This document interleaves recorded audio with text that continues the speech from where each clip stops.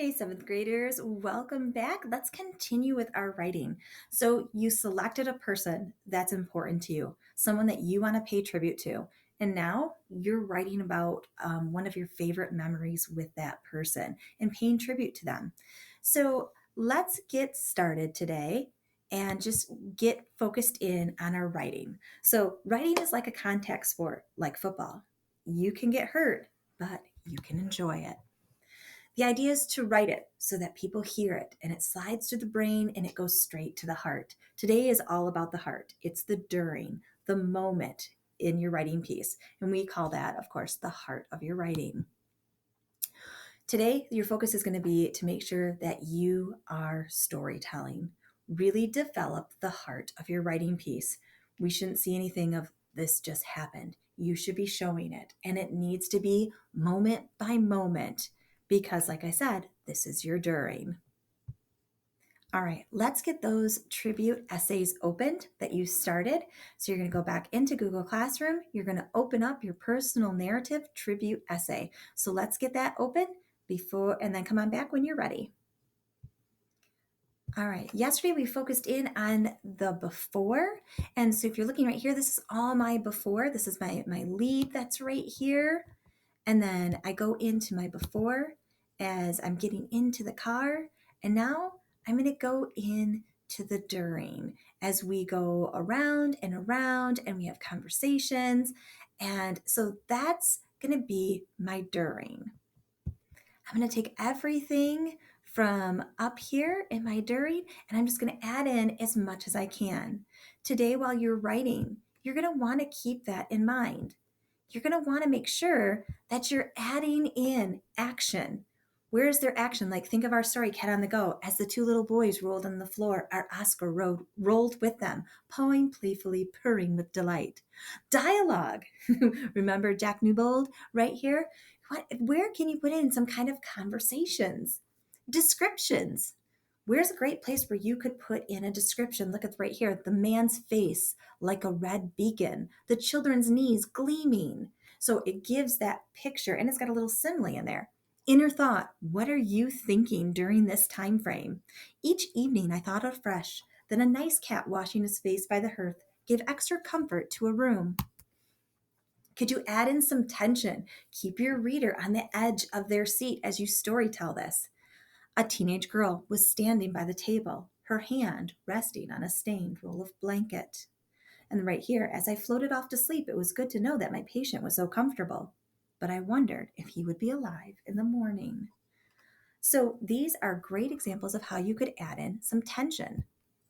All right, you've got your essay opened, you've looked over your before, you're getting ready to write your during.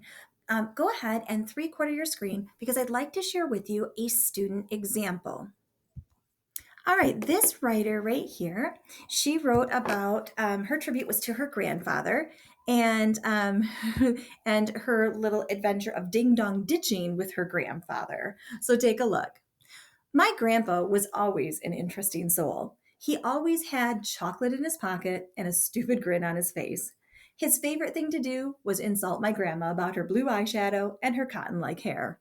But his heart had always been pure gold. Every summer morning, we would run together to his house. It was around a mile away from mine, and I sprinted against the wind, my feet carrying my body with my grandpa right beside me. We were going for our usual 1 mile run to his house on a Thursday morning to get ready for the upcoming school year. Summer was winding down, and the school year was right around the corner. I was telling him about sideline cheer season and my school schedule until he interrupted. Want to do something fun? He said excitedly. Why do you have an evil grin on your face? I questioned. You'll see soon, he yelled and sprinted off down the street, through yards, only moving to avoid the mailboxes and under the trees. I bolted to catch up until I realized we were next to his house. Why did you stop right next to your house? I asked. Why didn't we go to your house? Remember when I told you I have new neighbors? Well, I thought that we could have a little fun with them, he whispered. Okay, I slightly questioned. Let's go, he laughed. Bounding up the stairs, two at a time, I questioned what we were doing. I still had no idea and was completely confused. And then it struck me. We were ding dong ditching. We are ding dong ditching senior citizens. I chuckled to myself after I realized that my grandpa still acts like he's still a teenager. I nodded to him, signaling that he should ring the doorbell. Getting ready to run, the door opened, revealing a tall man, probably in his late 60s. What are you two doing in my house? He questioned suspiciously. Run! I instinctively yelled. We bolted next door to my grandparents' house as fast as possible. After sprinting into the house and locking the door, we slammed onto the ground and burst into cackling laughter, our faces a tomato red from almost laughing to death. What did you two just do? My grandma shouted from downstairs, probably watching her favorite old lady shows. Nothing, we shrieked back in unison, with a hint of guilt on the tip of our tongues.